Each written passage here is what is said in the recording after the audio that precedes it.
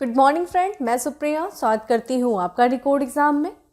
Friend, आज daily current affairs की class में हम डिस्कस करेंगे 30 दिसंबर से रिलेटेड जितने भी न्यूज़ हैं, जितने भी इवेंट्स हैं जो हमारे एग्जाम के लिए इंपॉर्टेंट हैं, हम उन्हें एक एक करके यहाँ पे डिस्कस करेंगे। तो आइए फ्रेंड स्टार्ट करते हैं आज की क्लास। और आज की क्लास स्टार्ट करने से पहले हम कल पूछे गए प्रश्नों का आंसर कर लेते हैं। कल मैंने आपसे पूछा था सेंट ल्यूक चर्च किस क्षेत्र में स्थित है या कहाँ पे स्थित है, जो कि 126 साल पुराना है और इसे भी हाल ही में 35 साल के बाद जो है पुनः इसको खोला गया था। तो बहुत से लोगों ने करेक्ट आंसर किया है। ये जम्मू कश्मीर में स्थित है। जम्मू कश्मीर में कहाँ? श्रीनगर में स्थित है। ठीक है, तो सेंट ल्यूक चर्च जो है वो श्रीनगर में स्थित है।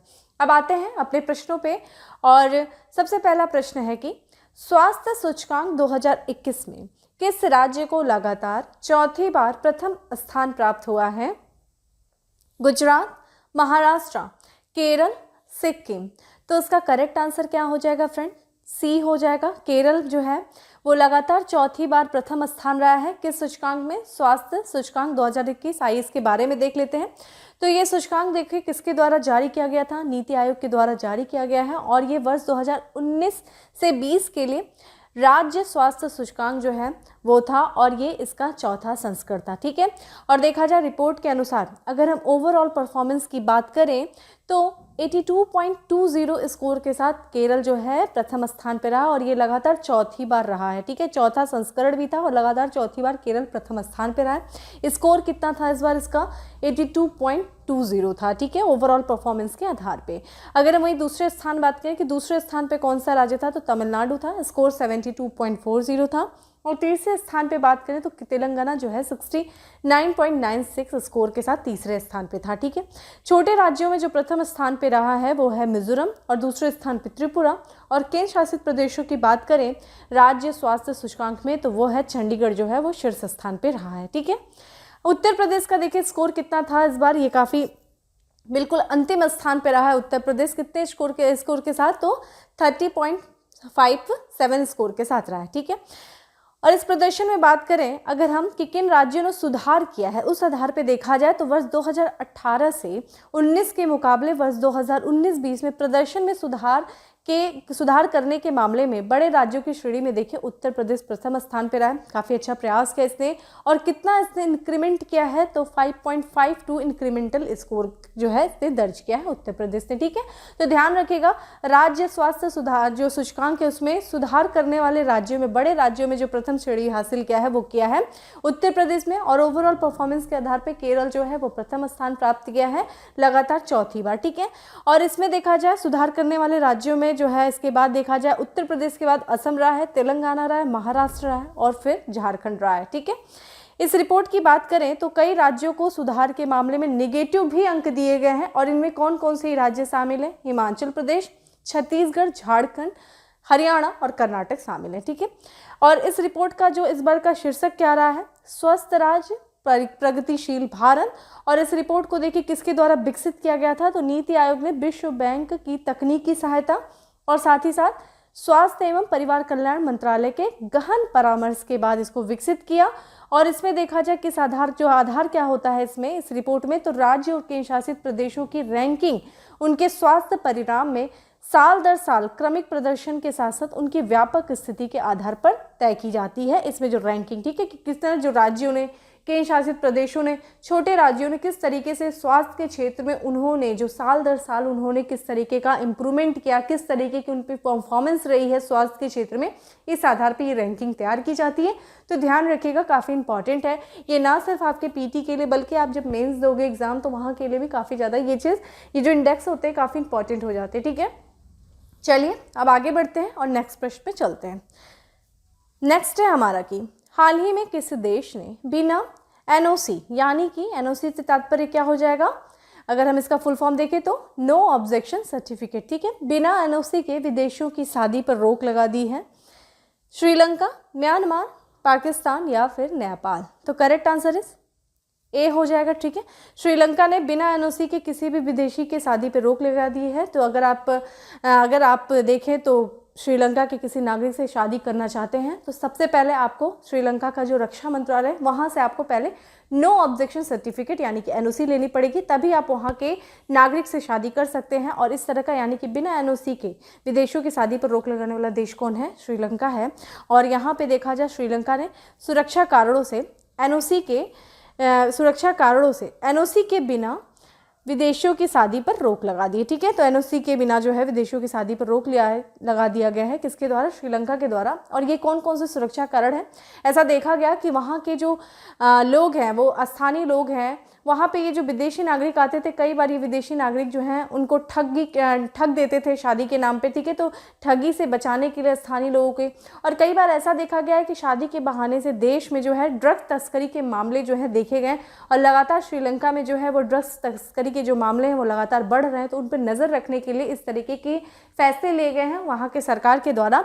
और ये कानून जो है एनओसी वाला, ये देखा जाए 1 जनवरी 2022 से प्रभावी हो जाएगा। और इसमें देखा जाए कि जो वहाँ के रजिस्ट्रार जनरल वीरासेकुरा के द्वारा 18 अक्टूबर को एक सर्कुलर जारी किया गया था, और सर्कुलर के मुताबिक देखिए संबंधित अधिकारियों ने विदेशियों संग श्रीलंकाई नागरिकों की शादी के कारण उपजने वाले सुरक्षा खतरों की चर्चा की। ठीक है, और फिर इसके बाद ये फैसला लिया गया कि अगर शादी की इस तरह की शादी का पंजीकरण विदेशी नागरिक द्वारा सिक्योरिटी क्लियरेंस लेने के बाद एडिशनल डिस्ट्रिक्ट रजिस्ट्रार के जरिए कराया। ठीक है, तो देखिए सिक्योरिटी क्लियरेंस क्या है, और अगर सिक्योरिटी क्लियरेंस जो क्लियरेंस होगा यह प्रमाणित करेगा कि विदेशी पक्ष पिछले 6 महीनों के दौरान किसी भी अपराध के लिए दोषी नहीं ठहराया गया था।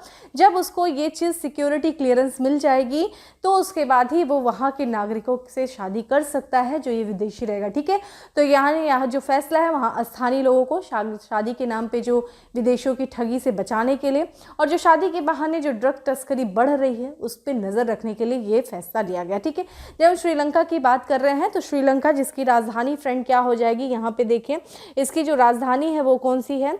श्री जयवर्धने पूरा कोट जो है वो यहाँ की राजधानी है, जो कि पहले क्या थी? कोलंबो थी। ठीक है, यहाँ के राष्ट्रपति जो है उनका नाम क्या है? गोटबाया राजपक्षे जो है वो यहाँ के राष्ट्रपति हैं। ठीक है, अब यहाँ पे देखिए ये भारत का मैप है, और यहाँ आप देख रहे हैं अरेबियन ओशन, और ये देखें इंडियन ओशन, और ये देखिए बे ऑफ बंगाल, और ये देखिए श्रीलंका। ठीक है, श्रीलंका और भारत के बीच में एक स्ट्रेट पाया जाता है जिसे हम पाक स्ट्रेट कहते हैं, और एक मन्नार भी है जिसका नाम क्या है? गल्फ ऑफ मन्नार जो है वो यहाँ पे पाया जाता है। ठीक है, और अडन खाड़ी है, देखिए अडन खाड़ी है, तो ये चीज़ ध्यान रखिएगा। ये आपको पता होना चाहिए कि भारत और श्रीलंका के बीच कौन सा स्ट्रेट है? पाक स्ट्रेट है, जो कि बे ऑफ बंगाल को इंडियन ओशन या फिर गल्फ ऑफ मन्नार से जो कि कनेक्ट कर रहा है। ठीक है, ये चीज़ आप ध्यान रखना चाहिए। अब आगे बढ़ते हैं और नेक्स्ट प्रश्न में चलते हैं। ठीक है, नेक्स्ट प्रश्न है हमारा कि किस देश के विश्वविद्यालय के वैज्ञानिकों ने मानव जबड़े की मांसपेशियों की एक नई परत की खोज की है? अमेरिका, स्विट्जरलैंड, ऑस्ट्रेलिया या फिर Germany? Correct answer is b. ठीक है, स्विट्जरलैंड के जो वैज्ञानिक थे उनके द्वारा मानव जबड़े की मांसपेशियों की एक नई परत की खोज की गई है, और ये खोज बहुत ही महत्वपूर्ण है। तो यहाँ पे जो देखा जाए स्विट्जरलैंड का जो विश्वविद्यालय जिसका नाम है बेसल विश्वविद्यालय, ध्यान रखिएगा प्रश्न ऐसे भी पूछ सकता है कि स्विट्जरलैंड के किस विश्वविद्यालय के वैज्ञानिकों के द्वारा मानव जबड़े की मांसपेशियों की नई परत की खोज की गई है? तो वो है बेसल विश्वविद्यालय के जो वैज्ञानिक थे उनके द्वारा। और यह तीसरी परत है, और इस तीसरी परत को नाम क्या दिया गया है? Musculus masseter pars coronoidea. ठीक है, कोरोनिडिया इसका नाम दिया गया, आपको नाम पता होना चाहिए, यहाँ से डायरेक्ट प्रश्न आपके बन सकते हैं। और वैज्ञानिकों ने मानव शरीर का एक ऐसा हिस्सा खोज निकाला है जिसके जिक्र जो है आज तक पहले कभी किसी ने नहीं किया था। तो ये एक खोज अपने आप में काफ़ी ज़्यादा महत्वपूर्ण है, जिसको खोजा किसने? स्विट्जरलैंड के जो विश्वविद्यालय है बेसल विश्वविद्यालय के वैज्ञानिकों ने। ठीक है, स्विट्जरलैंड की बात कर रहे हैं जो कि एक मध्य यूरोप का एक देश है, और ये है स्विट्जरलैंड। ये चूंकि यूरोप का मैप है जिसमें आप देख रहे हैं स्विट्जरलैंड। ठीक है, स्विट्जरलैंड जिसकी राजधानी फ्रेंड बर्न है, और यहाँ की करेंसी क्या है फ्रेंड? स्विस फ्रांक जो है यहाँ की करेंसी। यहाँ के लोगों का जीवन स्तर काफ़ी ज़्यादा उच्च है, आपको पता होगा, आपने स्विस घड़ी आती है, स्विस चॉकलेट आती, काफ़ी ज़्यादा सुना होगा। चूँकि आप देख रहे हैं ये चारों तरफ से लैंडलॉक कंट्री है, और इसका हम देखते हैं इससे देखिए सबसे इधर से अगर हम उत्तर पूर्व से देखें, उत्तर पश्चिम से, तो यहाँ फ्रांस से इसकी बाउंड्री साझा कर रही है अपनी, और यहाँ देखिए जर्मनी से, और यहाँ देखिए ऑस्ट्रिया से है, और फिर यहाँ पे दक्षिण पूर्व से देखा जाए तो इटली से। यहाँ पे देखिए स्विट्ज़रलैंड और फ्रांस के सीमा पर एक झील है जिसका नाम है लेक जेनेवा, जो कि बहुत महत्वपूर्ण झील है स्विट्ज़रलैंड की, ये चीज़ ध्यान रखिएगा, लेक जेनेवा। ठीक है, तो ये था हमारा स्विट्ज़रलैंड। अब आगे बढ़ते हैं और नेक्स्ट प्रश्न पे चलते हैं। नेक्स्ट हमारा कि निम्नलिखित में से किस पेमेंट बैंक ने मनीग्राम के साथ साझेदारी करने की घोषणा की है? Airtel payments bank, India post payment bank, Fino payments bank या फिर Paytm payments bank. Correct answer is D. ठीक है, जैसा कि आप यहाँ पे देख रहे हैं पेटीएम पेमेंट्स बैंक ने देखा जाए पेमेंट ये है मनीग्राम के साथ साझेदारी करने की घोषणा किया है। ठीक है, यहाँ पे आप आंसर देख ही रहे हैं। और यहाँ पे देखा जाए जो पेटीएम पेमेंट्स बैंक ने पेटीएम वॉलेट में सीधे जो अंतर्राष्ट्रीय फंड ट्रांसफर को सक्षम करने के लिए पीर to Pir remittance company MoneyGram के साथ साझा किया है, साझेदारी की है। ठीक है, तो अंतर्राष्ट्रीय फंड ट्रांसफर का उद्देश्य है, ठीक है, जो ये साझेदारी की गई है दोनों के बीच में, पेटीएम पेमेंट्स बैंक और आपका मनीग्राम के बीच में। और ये पार्टनरशिप के अंतर्गत देखा जाए विदेशों में मनीग्राम उपयोगकर्ता अब किसी भी पूर्ण नो योर कस्टमर अनुपालन वाले पेटीएम वॉलेट में धन हस्तांतरित कर सकते हैं। ठीक है, तो आप कोई जो बाहर होगा, विदेश में होगा, जो मनीग्राम इस्तेमाल कर रहा होगा और उसका पूरी तरीके से नो योर कस्टमर का अनुपालन कर रहा है, तो वो डायरेक्ट पेटीएम के वॉलेट में जो है फंड ट्रांसफर कर सकता है। और देखा जाए यह साझेदारी जो है भारत में पहली जो है मोबाइल वॉलेट साझेदारी है मनीग्राम की। ठीक है, ये चीज़ ध्यान रखिएगा। चूंकि हम पेटीएम के बारे में बात कर रहे हैं, पेटीएम जो कि एक ई कॉमर्स कंपनी है, और अगर आपसे पूछा जाए इसकी पेरेंट कंपनी कौन सी है फ्रेंड, तो ध्यान रखिएगा 197 जो है ये इसकी पेरेंट कंपनी है। और अगर आपसे पेटीएम के फाउंडर के बारे में पूछा जाए तो वो भी आपको पता होना चाहिए, जिनका नाम है विजय शेखर शर्मा। ठीक है, विजय शेखर शर्मा जो है पेटीएम के फाउंडर हैं। और ध्यान रखिएगा ये भारत की ई कॉमर्स कंपनी है। ठीक है, अभी रिसेंटली चर्चा में भी काफ़ी ज़्यादा थी, इसलिए इंपॉर्टेंट है। नेक्स्ट है हमारा पर्यावरण मंत्रालय के हालिया आंकड़ों के अनुसार वर्ष 2009 और 2019 के दौरान किस राज्य में बिजली की चपेट में आने से हाथियों की सबसे ज़्यादा मौत दर्ज की गई है? Orissa, Nagaland, Mizoram, Tripura. Correct answer is a है। ठीक है, तो इन 10 वर्षों के दौरान यानी कि वर्ष 2009 से 2019 के बीच में जो बिजली की चपेट में आने से सबसे ज़्यादा जो हाथियों की मौत हुई है वो उड़ीसा राज्य में हुई है। आइए देख लेते हैं। तो ये जो रिपोर्ट आई है ये किसके द्वारा जारी किया गया आंकड़ा? ये किया गया है केंद्रीय पर्यावरण वन और जलवायु परिवर्तन मंत्रालय के द्वारा आंकड़ा जारी किया गया है।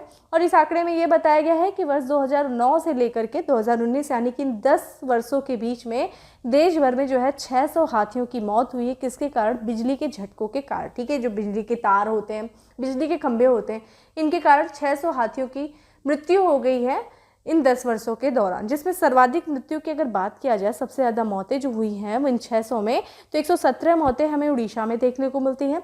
फिर एक ही है, देखा जाए कर्नाटक मात्र एक संख्या से पीछे है, 116 है, और 105 अंकों के साथ तीसरे स्थान पे असम है। ठीक है, वहीं हम बात करें कि किन राज्यों ने शून्य मृत्यु दर दर्ज किया है, तो ये अरुणाचल प्रदेश हो गया, त्रिपुरा हो गया, महाराष्ट्र जो है ऐसे राज्य हैं जहां बिजली के झटके से हाथियों की जो है शून्य मृत्यु दर दर्ज की गई है। ठीक है, क्योंकि जब हम यहाँ पे बात कर रहे हैं हाथियों के बारे में, तो देखिए आपने सुना होगा एक प्रोजेक्ट चलाया गया था सरकार के द्वारा, प्रोजेक्ट एलिफेंट। ठीक है, जिसे हम प्रोजेक्ट हाथी भी कह सकते हैं। इस प्रोजेक्ट के द्वारा केंद्र सरकार जो है, जो राज्य हैं, ठीक है, जो हाथी की श्रेणी के राज्य हैं, जो केंद्र शासित प्रदेश है, उनको इस योजना के तहत वित्तीय और तकनीकी सहायता प्रदान करते हैं। किस लिए? हाथियों के संरक्षण के लिए, उनकी देखभाल करने के लिए। मेरा प्रश्न ये है, आप मुझे बताइए कि प्रोजेक्ट हाथी, प्रोजेक्ट एलिफेंट की शुरुआत किस वर्ष किया गया है और सर्वाधिक हाथियों की जो संख्या है वो किस राज्य में है? ठीक है, आप मुझे इसका आंसर करिए। क्योंकि जब हम उड़ीसा के बारे में पढ़ रहे हैं तो उड़ीसा जिसके बारे में देख लेते हैं, यहाँ पे मैप दिया हुआ है, थोड़ा उसके मैपिंग कर लेते हैं। ये देखिए भारत है, और भारत के आप पूर्वी कोस्ट है, जब आप ईस्ट कोस्ट पे जाएंगे तो आपको यहाँ उड़ीसा दिखेगा। उड़ीसा पे देखिए, यहाँ पे भुवनेश्वर जो है वो उड़ीसा की राजधानी है। और यहाँ पे देखिए ये किन किन राज्यों से उड़ीसा जो है अपनी सीमा को साझा कर रहा है। तो सबसे पहले इसकी अगर हम समुद्री सीमा को देखें तो बे ऑफ बंगाल से इसकी जो है समुद्री सीमा लग रही है। और इसके उत्तर पूर्व में देखा जाए तो यहाँ पे वेस्ट बंगाल है। फिर यहाँ पे उत्तर में देखा जाए तो झारखंड से अपनी सीमा को साझा कर रहा है। फिर यहाँ पे देखा जाए छत्तीसगढ़ पश्चिम की तरफ, और दक्षिण की तरफ देखेंगे तो आंध्र प्रदेश। 4 राज्यों से अपनी सीमा को ये साझा कर रहा है। यहाँ के जो मुख्यमंत्री हैं उनका नाम है नवीन पटनायक। ठीक है, नवीन पटनायक जो हैं वो यहाँ के मुख्यमंत्री हैं। और यहाँ के अगर हम गवर्नर की बात करें तो गणेशी लाल जो हैं वो उड़ीसा के गवर्नर है। ठीक है, तो ये था हमारे आज के लगभग उड़ीसा से संबंधित प्रश्न। हमने कुछ बीच में प्रश्न पूछा, क्वेश्चंस ऑफ द डे भी पूछे जाएंगे आपसे। अब आगे बढ़ते हैं, नेक्स्ट प्रश्न पे चलते हैं। नेक्स्ट है हमारा कि गुजरात के मुख्यमंत्री ने किस माइक्रो ब्लॉगिंग साइट का गुजराती संस्करण लॉन्च किया है? स्नैपचैट, कू, फाइवरे या फिर वीबेरे? यहाँ पे करेक्ट आंसर हो जाएगा बी, कू पे किया है। ठीक है, गुजराती संस्करण लॉन्च किया गया है और ये एक माइक्रो ब्लॉगिंग साइट है। ठीक है, यहाँ पे देखिए कू का आप यहाँ पे सिंबल देख सकते हैं किस तरीके का होता है। ठीक है, गुजरात के मुख्यमंत्री कौन है? भूपेंद्र पटेल है और उनके द्वारा ये जो भारतीय बहुभाषी माइक्रो ब्लॉगिंग साइट कू है उस पर गुजराती संस्करण लॉन्च किया गया। ध्यान रखिएगा ये माइक्रो ब्लॉगिंग साइट है जो कि ये बहुभाषीय, कई भाषाएं हैं इसमें। और ये देखा जाए ये मेक इन इंडिया है, ये भी ध्यान रखिएगा। कू जो है वो make in India micro blogging site है और इसका उद्देश्य क्या है? लोगों को अपनी भाषा में जोड़ने और अपनी राय को व्यक्त करने के लिए उपकरण प्रदान करना। ठीक है, तो एक ऐसा प्लेटफॉर्म कू जो है वो प्रोवाइड करता है कि लोग जो है अपनी भाषा में अपनी बातों को शेयर कर सकते हैं, अपनी राय को व्यक्त कर सकते हैं अपनी भाषा में, अपनी स्थानीय भाषा में। ठीक है, और इस प्लेटफॉर्म पे देखा जाए ऐसे उपकरण मुहैया कराता है ये प्लेटफॉर्म जिससे जो उपयोगकर्ता है जो अब बड़ी संख्या में ऑनलाइन आ रहे हैं वे अपनी मातृभाषा में ऑडियो बना सकते हैं, वीडियो बना सकते हैं। ठीक है, मातृभाषा में ऑडियो वीडियो बना सकते हैं, बोल सकते हैं, इवन वो अपनी मातृभाषा में लिख सकते हैं, अपनी मातृभाषा में वो रिकॉर्ड कर सकते हैं और साथ ही साथ जमा कर सकते हैं। तो जो कू प्लेटफॉर्म है ये ऐसा उपकरण मुहैया कराता है। वर्तमान में अगर देखा जाए कू में जो गुजराती भाषा जुड़ने के बाद कितनी भाषाएं उपलब्ध हो गई? 10 भाषाएं हो गई। इसके पहले देखा जाए हिंदी है, मराठी, कन्नड़, तमिल, तेलुगु, असमिया, पंजाबी, बंगाली और अंग्रेजी। ठीक है, ये थे टोटल 10 भाषाओं में उपलब्ध है, बहुभाषीय है कू प्लेटफॉर्म। ठीक है, तो बहुत अच्छा ये प्लेटफॉर्म है। ठीक है, अब आगे बढ़ नेक्स्ट प्रश्न पे बढ़ते हैं। नेक्स्ट है हमारा, निम्नलिखित में से किस देश ने इनमारसेट 6F1 संचार उपग्रह लॉन्च किया है? रूस ने, फ्रांस ने, अमेरिका ने या फिर जापान ने? करेक्ट आंसर इज डी है, जापान ने किया है इनमारसेट 6F1 संचार उपग्रह। ध्यान रखिएगा इनमारसेट 6F1 क्या है? एक संचार उपग्रह है जिसको जापान के द्वारा लॉन्च किया गया और जापान की स्पेस एजेंसी का नाम क्या है? जाक्सा। ठीक है, इसके बारे में देख लेते हैं। तो देखा जाए जापान ने एक संचार उपग्रह जो है लॉन्च किया जिसका नाम क्या है? इनमारसेट 6F1। इस संचार उपग्रह को देखा जाए किस रॉकेट के द्वारा लॉन्च किया गया है? तो ये देखा जाए जापान के तनेगाशिमा स्पेस सेंटर से Mitsubishi heavy industry H11A204 rocket के द्वारा लॉन्च किया गया। ठीक है, इस उपग्रह की बात करें तो ये पृथ्वी से लगभग 22,240 मील, जिसे अगर हम किलोमीटर में देखें तो 35,790 किलोमीटर ऊपर भूस्थैनिक कक्षा में ये प्रवेश करेगा। ये उपग्रह, ये जो सैटेलाइट है जो कि एक कम्युनिकेशन सैटेलाइट है इनमारसेट 6F1 और इसे लंदन स्थित कंपनी इनमारसेट ने अपनी अगली पीढ़ी के उपग्रह ब्रॉडबैंड सेवा के हिस्से के रूप में विकसित किया है। ठीक है, तो इनमारसेट एक कंपनी है जो कि लंदन बेस्ड कंपनी है और इसने नेक्स्ट जनरेशन के उस उपग्रह ब्रॉडबैंड सेवा के हिस्से के रूप में इसको विकसित किया है। और इसके बारे में देखा जाए तो ये अब तक लॉन्च किया गया दुनिया का सबसे बड़ा और सबसे परिष्कृत वाणिज्यिक संचार उपग्रह। ठीक है, जब हम जापान की बात कर रहे हैं तो जापान के बारे में देख लेते हैं जिसका कैपिटल फ्रेंड क्या है? टोक्यो जो है जापान की कैपिटल है। जापान जो कि एक ईस्ट एशिया कंट्री है और यहाँ के देखा जाए अगर करेंसी की बात करें तो एन जो है इसका करेंसी है। और यहाँ पे देखिए ये प्रधानमंत्री हैं जो वर्तमान में फोमियो, ठीक है, फोमियो अभी हाल ही में ये इलेक्ट हुए थे, ये भी चीज़ ध्यान रखिएगा। फोमियो किशिदा जो है वो यहाँ के वर्तमान के प्रधानमंत्री जिनकी यहाँ पे तस्वीर दी हुई है। ठीक है, अब आगे बढ़ते हैं, नेक्स्ट प्रश्न पे चलते हैं। नेक्स्ट है हमारा कि निम्नलिखित में से किस देश ने घोषणा की है कि वह वर्ष 2025 तक सभी परमाणु संयंत्रों को बंद करेगा? Japan, Belgium, Ukraine, Austria? तो करेक्ट आंसर इज बी। ठीक है, बेल्जियम जो कि एक यूरोप की कंट्री है और इसने घोषणा किया है कि ये 2025 तक अपने सभी परमाणु संयंत्र को बंद करेगा। तो यहाँ पे देखा जाए जो बेल्जियम की सरकार है वो आगामी 3 वर्षों यानी कि वर्ष 2025 में देश के सभी परमाणु संयंत्रों को बंद करने की घोषणा की है। और ध्यान रखिएगा इस देश में यानी कि बेल्जियम में 2003 में एक कानून बना था। इसी कानून के तहत परमाणु संयंत्रों को धीरे धीरे पूरी तरीके से बंद करना अनिवार्य किया गया था और इसकी अंतिम जो तिथि है वो वर्ष 2025 है। और यही कारण है कि बेल्जियम जो है वो 2025 तक, जो कि वर्ष 2003 में ये कानून बना था कि वहाँ की कंट्री, वहाँ की सरकार के द्वारा जितने भी देश में परमाणु ऊर्जा हैं उनको धीरे धीरे क्या किया जाएगा, बंद कर दिया जाएगा। और वर्ष 2025 जो है वो उसकी अंतिम साल है। और बेल्जियम में वर्तमान में देखा जाए 2 परमाणु संयंत्र हैं, जिसमें कुल कितने 7 रिएक्टर हैं, ठीक है। और इन्हें किन कंपनियों के द्वारा चलाया जा रहा है, तो फ्रांस की कंपनी एनजी के द्वारा इसे चलाया जा रहा है, ठीक है। बेल्जियम जिसके देख लीजिए, बेल्जियम जो कि एक यूरोप की कंट्री है। और यहाँ पे देखिए बेल्जियम का मैप आप देख रहे हैं, ठीक है। अगर यूरोप में देखेंगे तो फ्रांस वगैरह का मैप आपके माइंड में होगा। तो यहाँ पे देखिए ये बेल्जियम है, जिसकी अगर हम राजधानी की बात करें तो ये देखिए यहाँ पे ब्रुसेल्स जो है वो यहाँ की राजधानी है। और चूंकि ये एक यूरोपियन कंट्री है और ये यूरोपियन नेशन का मेंबर भी है, ठीक है।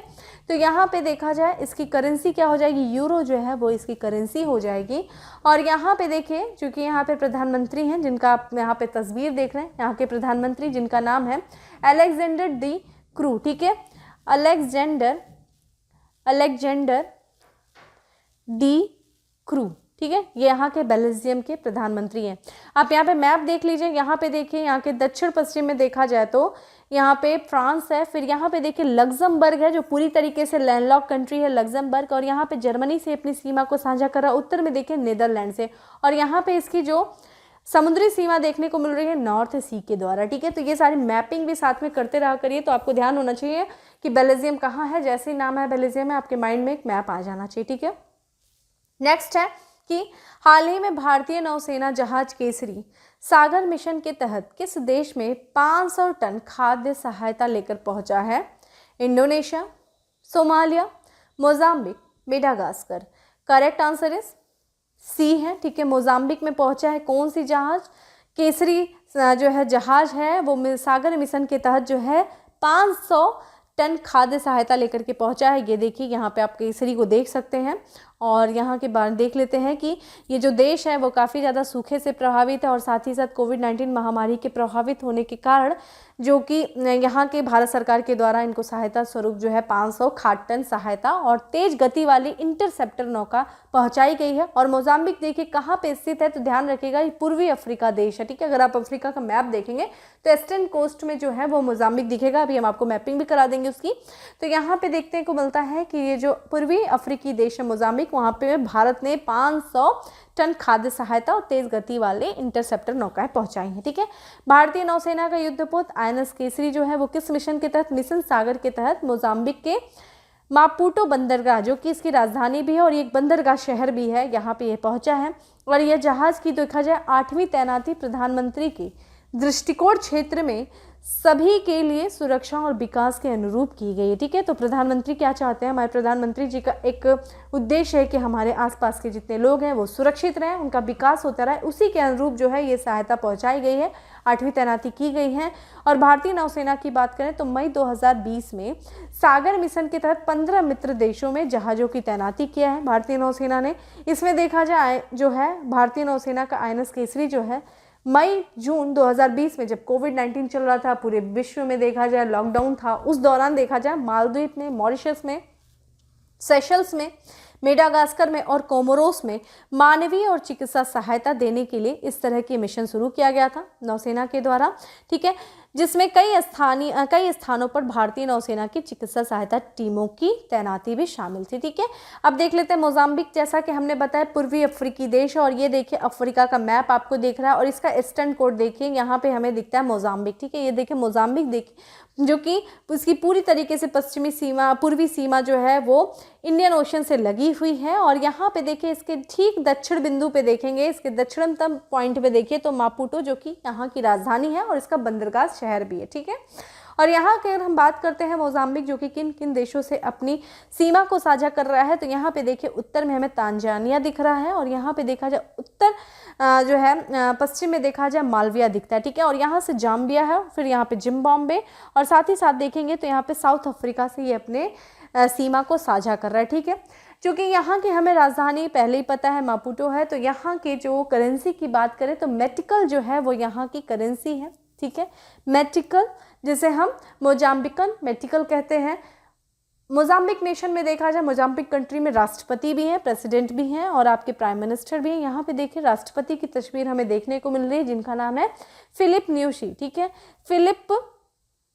फिलिप न्यूसी जो कि मोजाम्बिक के राष्ट्रपति हैं। और यहाँ के अगर हम प्रधानमंत्री की बात करें तो कार्लोस, ठीक है, कार्लोस अगोस्टिनो डो रोसारियो, ठीक है, रोसारियो जो हैं वो यहाँ के राष्ट्रपति प्रधानमंत्री। ये सब नाम आपको पता होने चाहिए फ्रेंड, क्योंकि जब रिसेंटली ऐसे देश चर्चा में रहते हैं तो यहाँ से संबंधित प्रश्न पूछे जा सकते हैं। ठीक है, चलते हैं अब आखिरी प्रश्न पे, और हमारा आखिरी प्रश्न है कि भारत और कौन सा देश संयुक्त रूप से त्रिकोमाली तेल टैंक फॉर्म विकसित करने के लिए समझौते पर हस्ताक्षर करने जा रहा है? Sri Lanka, Maldives, Bangladesh, Myanmar. Correct answer is a. ठीक है, भारत और श्रीलंका के बीच में एक संयुक्त रूप से समझौता हुआ है, और इस पे देखा जाए किसके लिए?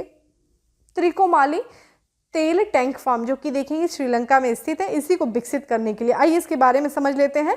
तो श्रीलंका जो है जल्द ही त्रिकोमाली तेल टैंक फार्म को संयुक्त रूप से विकसित करने लगे। भारत के साथ जो लंबे समय से बात चली आ रही थी, जो एक समझौते पे हस्ताक्षर करने की बात चली आ रही थी, उस पे हस्ताक्षर करने जा रहा है।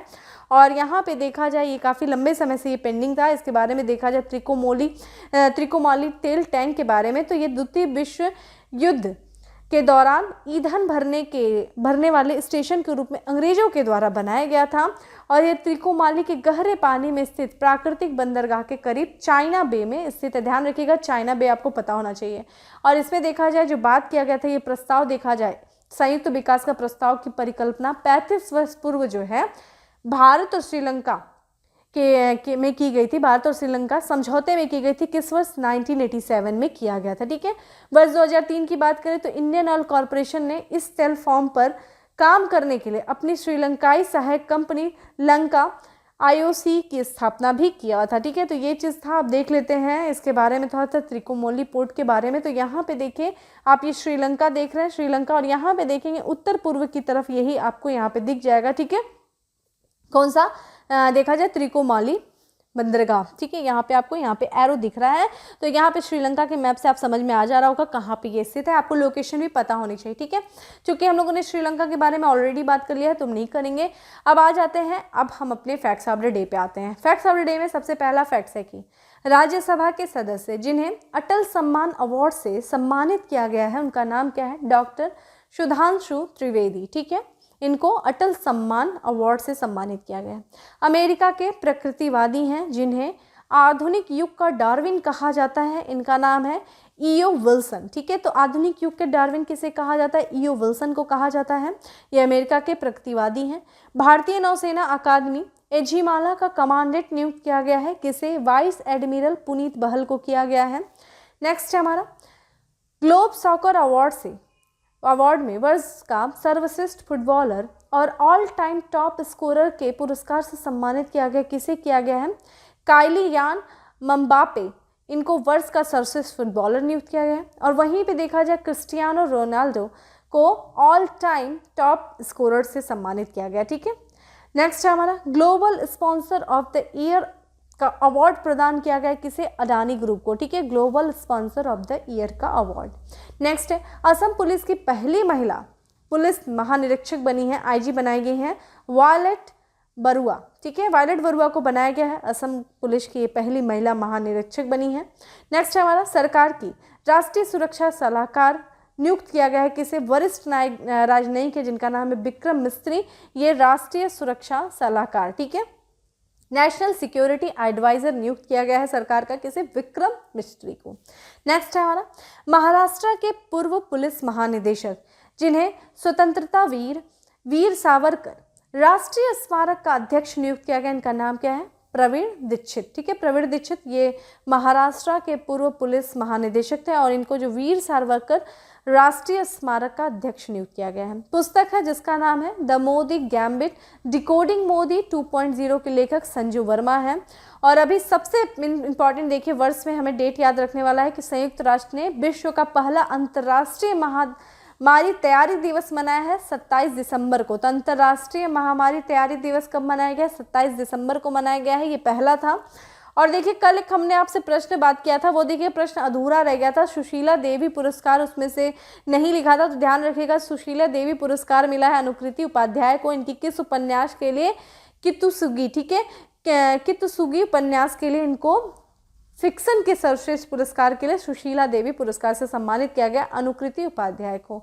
ये था हमारे 10 फैक्ट्स ऑलरेडी। अब आ जाते हैं उत्तर प्रदेश स्पेशल में। सबसे पहला है कि कानपुर मेट्रो रेल परियोजना के IIT से मोतीझील तक 9 किलोमीटर लंबे प्राथमिक स्टेशन का उद्घाटन किया गया। किससे? प्रधानमंत्री नरेंद्र मोदी जी द्वारा किया गया।